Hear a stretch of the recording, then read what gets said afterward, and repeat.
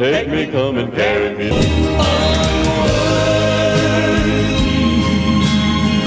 Long to hear. We are told They wouldn't bow. they wouldn't bow their knees to the idol made of gold. They wouldn't.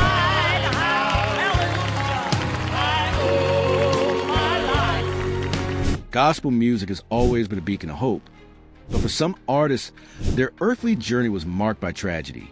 From shocking accidents to untimely deaths to heartbreaking betrayals, these are the 15 gospel bands with the most tragic fate. 1. Never knew how deep were the waters. The Nelons, a celebrated contemporary Southern gospel group, met an unimaginable tragedy on July 26, 2024, when a plane crash took the lives of key members Jason and Kelly Nelon Clark, Amber and Nathan Kistler, and several others traveling with them. The group had long been a pillar of Southern gospel music, carrying forward a legacy that began with Kelly's parents, Rex and Judy Nelon, in the 1970s. Known for their soaring harmonies and heartfelt ministry, the Nelons had touched countless lives through their music.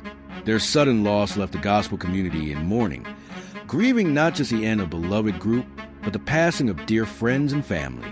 The Nelons had built a reputation as one of the most dynamic groups in gospel music, blending traditional Southern gospel with contemporary influences. Jason and Kelly, who led the group with passion and dedication, were admired for their authenticity and deep faith.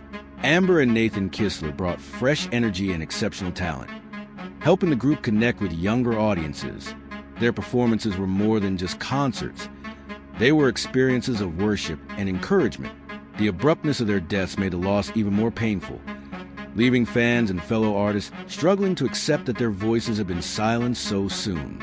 The crash not only claimed lives, but also brought an unexpected end to the Nelons' active ministry. With multiple generations of family involved, the tragedy struck at the very core of their musical heritage. Surviving family members, including Kelly's daughter Autumn, faced the heartbreaking reality of moving forward without their loved ones. The future of the group, once so vibrant and full of promise, now hung in uncertainty. Tributes poured in from across the gospel music world, with artists and fans alike sharing stories of how the Nelons' music had inspired and uplifted them. 2. I will meet you in the morning. I will meet you. The Happy Goodman family, one of Southern gospel music's most beloved groups, endured a series of heartbreaking losses that gradually brought their celebrated performing era to a close. For decades, the Goodmans have been synonymous with joyful harmonies and spirited ministry. But their story was also marked by profound grief. Rusty Goodman, the gifted songwriter behind classics like Who Am I, was the first to pass in 1990 after a battle with cancer, leaving both the family and their fans devastated. His death at just 52 was a tremendous blow to the tight-knit musical family. The group pressed forward, but tragedy struck again when patriarch Howard Goodman died in 2002 at age 81. Howard had been the foundation of the family's ministry, both as a singer and as the group's guiding force. His passing left an irreplaceable void, and just over a year later, the gospel world mourned again when Vestal Goodman, the queen of Southern gospel, died in December 2003. Vestal's powerful voice and exuberant personality had made her one of the genre's most iconic figures, and her death marked the end of an era for the family's musical legacy. Though the remaining Goodman siblings occasionally reunited for special performances, the heart of the group had been lost. The cumulative weight of these losses, Rusty, Howard, and finally Vestal, left fans reflecting on both the joy the Goodmans had brought to countless lives and the sorrow that shadowed their later years. Even in their grief, however, the family's enduring faith remained evident, a testament to the very messages they had sung about for decades. 3. Oh, now, my friend, you may be destined to face life's. The Speer family, one of Southern gospel music's most influential groups, left an indelible mark on the genre before their eventual disbandment in 1997. For over 7 decades, they set the standard for family harmony, blending rich vocals with heartfelt ministry. Their journey, however, was not without sorrow. The first major blow came in 1966 with the passing of patriarch G.T. Speer, whose leadership had guided the group through its formative years. His death marked a turning point, though the family persevered, continuing their musical legacy through changing times in gospel music. As the years passed, the Speers faced further heartbreak with the loss of Brock Speer in 1999. A cornerstone of the group's signature sound, Brock's smooth baritone and steady presence have been vital to their success. His passing came just 2 years after the family made the difficult decision to retire from touring, making it all the more poignant. Then in 2003, Faye Speer, whose warm alto had anchored countless performances, also passed away. These losses, coming in relatively quick succession, underscore the finality of the group's retirement and left fans mourning not just individual members, but the end of an era in gospel music. The Speer family story is one of remarkable longevity intertwined with personal tragedy. While they enjoyed unprecedented success, including induction into the Gospel Music Hall of Fame, their later years were shadowed by the inevitable passing of time and the loss of beloved family members. Even after their retirement, former members continued to influence gospel music through teaching and mentoring, ensuring their legacy would extend beyond their performances. For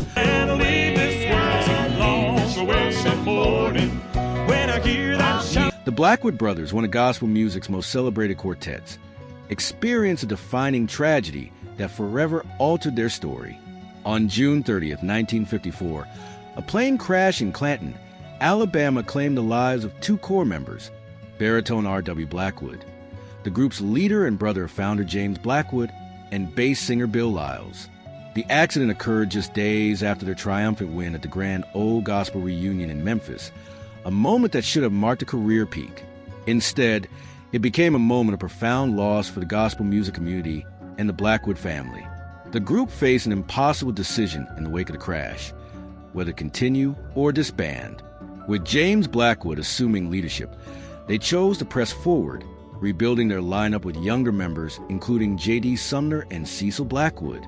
This period of transition tested their resilience, but their determination to honor their fallen members through music ultimately strengthened their ministry. The tragedy became woven into their identity, adding depth to their performances and a poignant layer to their legacy. Remarkably, the Blackwood brothers not only survived this devastating blow, but went on to greater success, influencing generations of gospel quartets. They became regular performers on the Gaither homecoming tours in later years, introducing their classic sound to new audiences.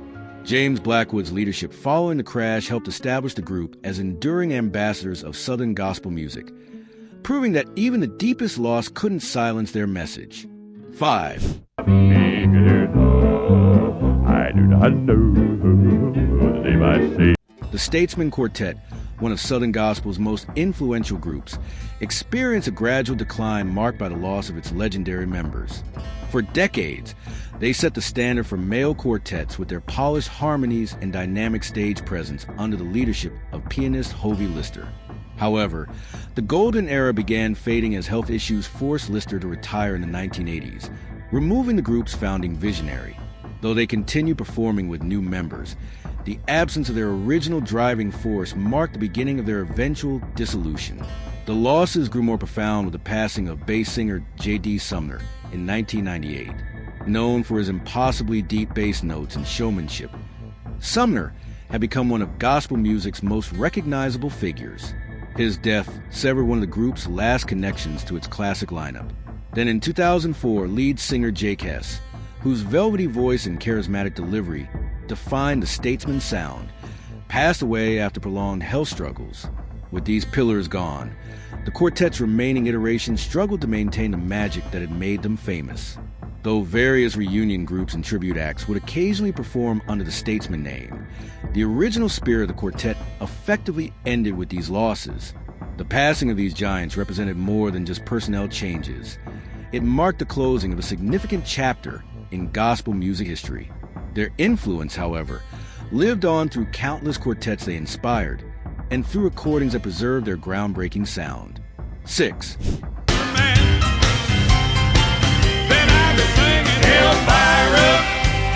The Oak Ridge Boys' journey from gospel roots to country stardom contains its own quiet tragedies, particularly for those who cherish their earlier sacred music legacy. Long before their country crossover success in the 1970s, the group had been known as the Oak Ridge Quartet, a powerhouse in Southern gospel music. Their transformation came at a cost: the gradual erosion of their original identity and the passing of key figures who had shaped their spiritual foundation. Wally Fowler, the group's early leader who first brought them national attention in the 1940s, lived to see their commercial success, but passed away in 1994, his contributions to their gospel era often overshadowed by their later fame. The group's transition wasn't merely stylistic. It represented the loss of an entire generation of gospel musicians. Original members like Lon Deacon Freeman and Curly Kinsey, who had helped establish the quartet's early sound, faded from public memory as the group reinvented itself. The Oak Ridge Boys' later country success, while impressive, created an unbridgeable divide between their past and present. For longtime gospel fans, their polished country productions couldn't replace the raw spiritual energy of their quartet days, when their music was ministry rather than entertainment. Even the surviving members recognized this tension. While bass singer Richard Sturban and lead vocalist Dwayne Allen became country stars, they occasionally acknowledged the spiritual cost of their commercial success. The group's occasional returns to gospel material in later years felt more like nostalgic gestures than a continuation of their original calling. The true tragedy lies not in their evolution as artists, but in how completely their groundbreaking gospel work was eclipsed, a common fate for groups that find mainstream success. 7.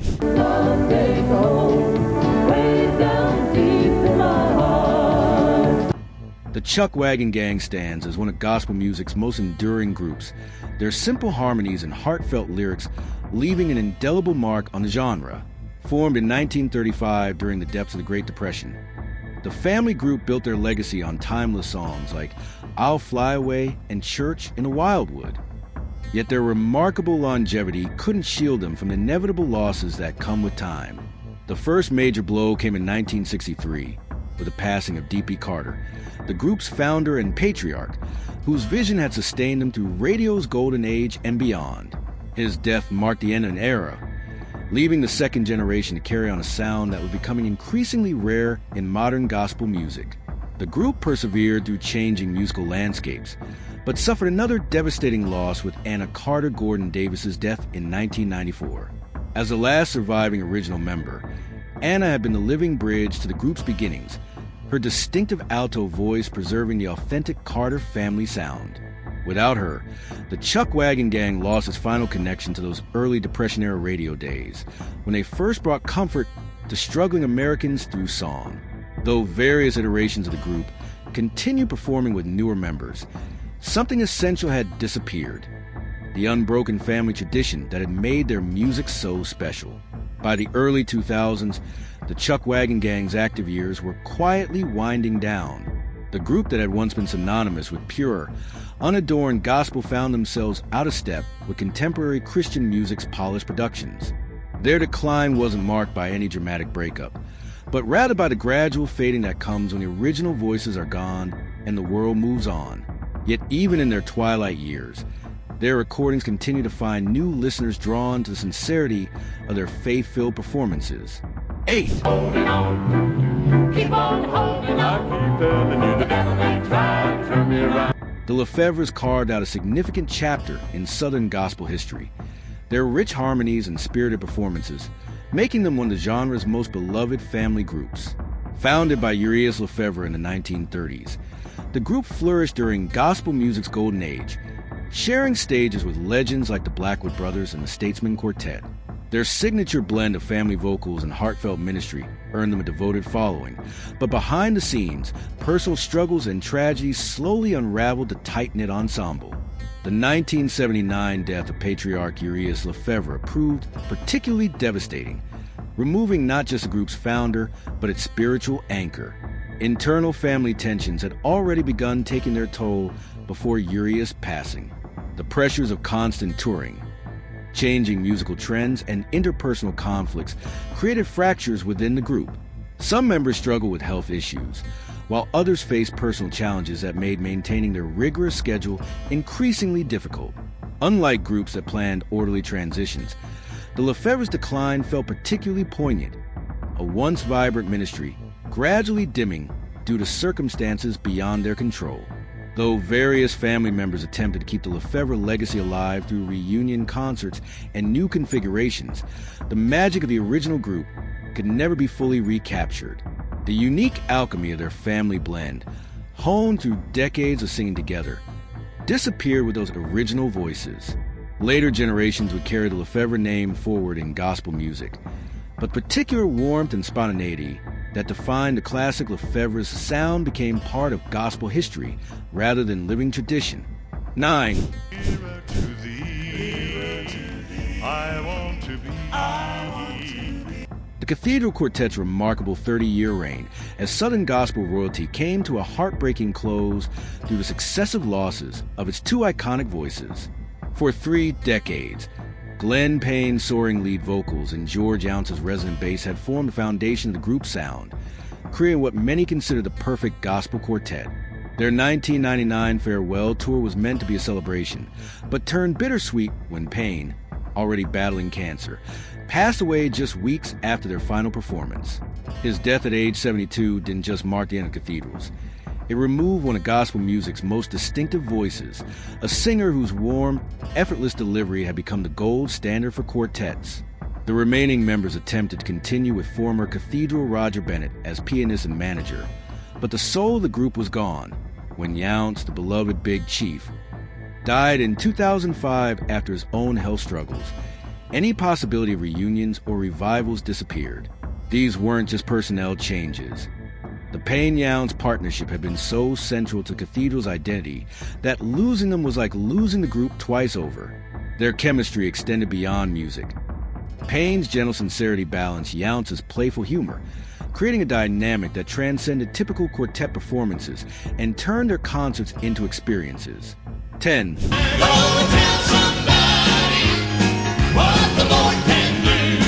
The Kingsmen Quartet story represents both the enduring power of Southern gospel music and the inevitable toll that time takes on even its most vibrant groups. During their classic 1970s and 80s heyday, the Kingsmen set the standard for energetic quartet performance with their driving piano, tight harmonies, and electrifying stage presence. The deep resonance of bass singer Ray Reese's voice became one of their signature sounds, anchoring their performances for nearly 3 decades. His sudden passing in 2006 at age 57 didn't just create a vacancy in their lineup. It severed a crucial connection to their golden era, leaving fans mourning both the man and the musical era he represented. Earlier, the group had faced another devastating loss with the 2003 death of Eldridge Fox, their dynamic pianist and arranger whose distinctive walking piano style had given the Kingsmen their signature sound. Fox's health struggles in his final years had already forced changes to the group's musical approach, and his passing removed one of Southern gospel's most innovative musicians. These successive losses transformed the Kingsmen from a group that defined an era into one that carried forward its legacy, a subtle but profound shift that longtime fans immediately recognized. While versions of the Kingsmen continue performing today with newer members, the group now represents something different than it did during its peak years. The current lineup maintains the name and the music, but the visceral connection to their classic period, when they were revolutionizing Southern gospel with their contemporary edge, has faded with the passing of those key members. Their story mirrors many groups from gospel music's golden age. The name continues, but the original magic lives primarily in recordings and memories. What makes the Kingsmen's journey particularly poignant is how their music itself seemed to anticipate this transition. Their signature songs like Gloryland Way and Look for Me at Jesus' Feet celebrate eternal hope, while acknowledging earthly farewells. Themes that took on deeper meaning as the group faced its own seasons of loss. Today, their classic recordings stand as monuments to a particular moment in gospel history, when quartets weren't just musical acts but cultural forces, and when men like Reese and Fox could fill auditoriums with nothing but a piano for voices and undeniable spirit. The Kingsmen endure, but like all groups rooted in a specific time and sound, they remain most alive in the memories of those who witnessed them at their peak. 11. Don't gamble on life. The Hinsons' remarkable journey as one of Southern gospel's most dynamic family groups came to a devastating halt through a series of personal tragedies. Known for their progressive harmonies and emotionally powerful songs like The Lighthouse, the siblings from North Carolina had built a devoted following since their formation in the 1960s. Kenny Hinson's soulful lead vocals became their signature sound, making his shocking 1995 murder at age 48 all the more traumatic for the gospel community. The loss wasn't just professional. It was a violent severing of a family bond that had formed the core of their ministry, leaving brothers Ronnie, Larry, and sister Yvonne to continue without their most recognizable voice. The family's grief deepened when Ronnie Hinson's wife, Lily Fern, passed away in 2001 after battling lupus. As the group's primary songwriter, penning classics like The King is Coming, Ronnie had been the creative force behind their success. Lily Fern's death marked another unbearable blow, removing the emotional support that had sustained him through Kenny's loss and the group's difficult transition. These successive tragedies made continuing as the Hinsons impossible. The pain was too deep, the missing pieces too fundamental to their sound and spirit. What makes their story particularly heartbreaking is how abruptly their thriving ministry ended. Unlike groups that fade gradually with changing taste or aging members, the Hinsons' light was extinguished mid-song, at the height of their creative powers. Kenny's murder robbed gospel music of one of its most distinctive voices, while Ronnie's subsequent withdrawal from touring silenced one of its most gifted songwriters. Their few reunion attempts in later years only underscored how irreplaceable the original lineup had been. 12.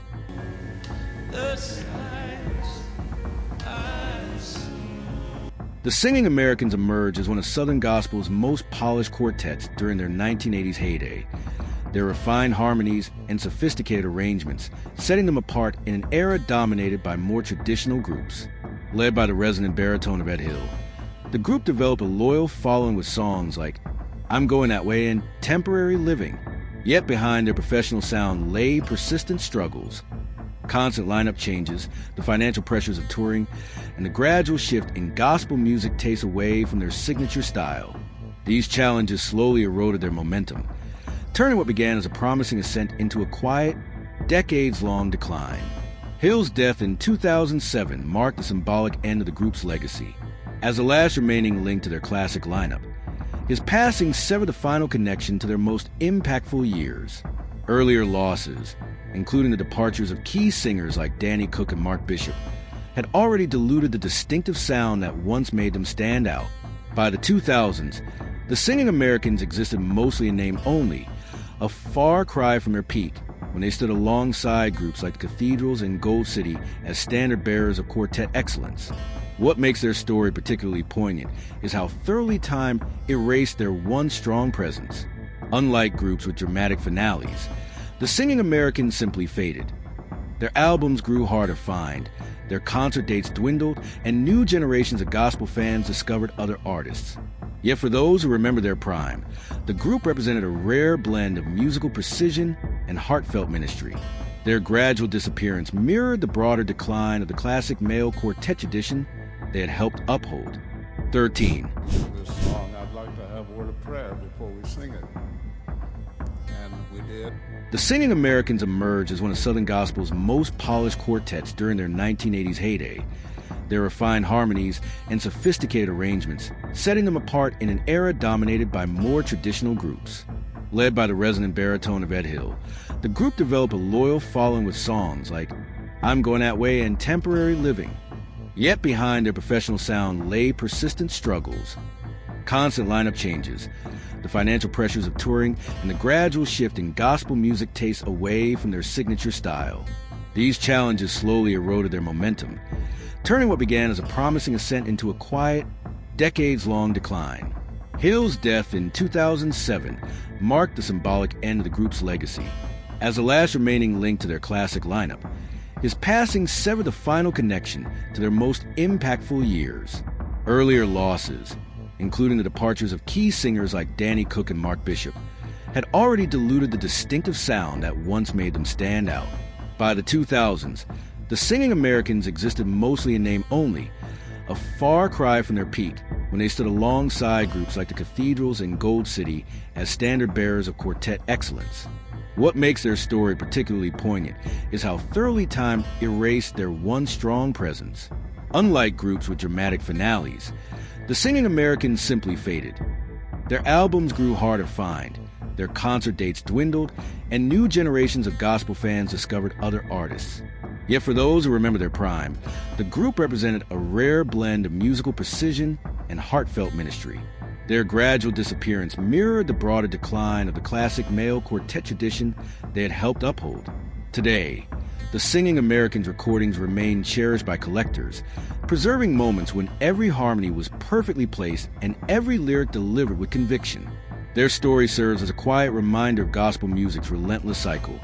Groups rise, evolve, and eventually make way for new voices. While their ending lacked the dramatic tragedies of some groups, there's melancholy in how completely a once vibrant ministry can recede into history, leaving behind only echoes of songs that once filled auditoriums with hope and praise. 14.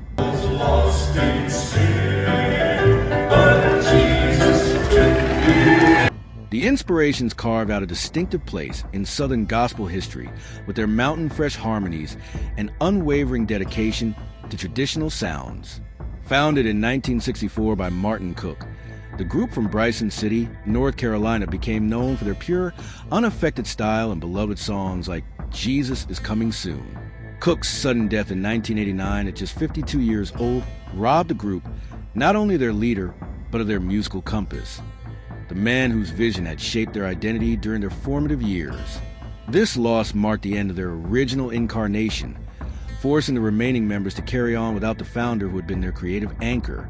Over the following decades, the Inspirations persevered through other painful transitions. The passing of longtime pianist Troy Burns in 2013 and other original members gradually transformed the group into something different. Still talented, but inevitably distanced from that first generation's unique chemistry. While later lineups maintained Cook's commitment to straightforward gospel messages, the particular blend of voices that defined their early recordings became part of the group's history rather than its present.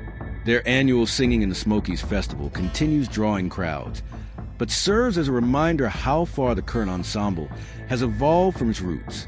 What makes the Inspiration story particularly meaningful is how it reflects the challenges all long-running gospel groups face. Their determination to continue honors Cook's legacy even as it highlights an unavoidable truth. No group can remain unchanged forever. The current members keep the music alive, but the original Inspirations, with their unpretentious mountain spirituality and family-like bond, exist now only in recordings and memories. Today, the group stands as a bridge between gospel music's past and present. Their persistence is admirable, yet there's undeniable poignancy in how time has reshaped them. The Inspirations continue to inspire, but for those who remember Martin Cook's vision and those early years when they seemed to sing straight from the heart of the Smoky Mountains, no later iteration can quite recapture what was lost. Their story, like so many in gospel music, is ultimately about holding fast to tradition while navigating the inevitable changes that come with passing years and passing generations. 15.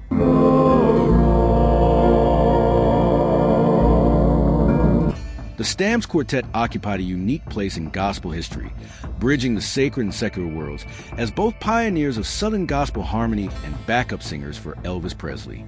Their deep bass vocals and tight arrangements made them legends in their own right, particularly to the towering presence of J.D. Sumner, whose impossibly low notes became their signature. But their story carries the weight of multiple losses, beginning with founder Frank Stamps' death in 1965, which severed their connection to the group's early 1920s roots. This first blow came just as they were entering their golden era, forcing the quartet to reinvent itself while maintaining its musical identity. The group reached improbable new heights in the 1970s when Sumner led them both in gospel circles and on tour with Elvis. But this success couldn't forestall the inevitable. Sumner's 1998 death at age 73 marked more than the loss of a singer. It removed one of Southern gospel's last living links to its golden age. His passing coincided with the genre's broader shift away from traditional male quartets, leaving the Stamps without their most recognizable voice just as audiences were dwindling. Though various iterations of the group attempted to continue, they became increasingly disconnected from the powerhouse that had once backed the king of rock and roll and set records for vocal range. What makes the Stamps story particularly poignant is how thoroughly their two legacies, as gospel innovators and Elvis collaborators, have faded. The group that once stood at the crossroads of American music now exists primarily in archival footage and the memories of aging fans. Their decline reflects larger cultural shifts, the waning of traditional gospel quartets, the passing of the Elvis era, and the gradual disappearance of the raw, unpolished vocal styles they exemplified.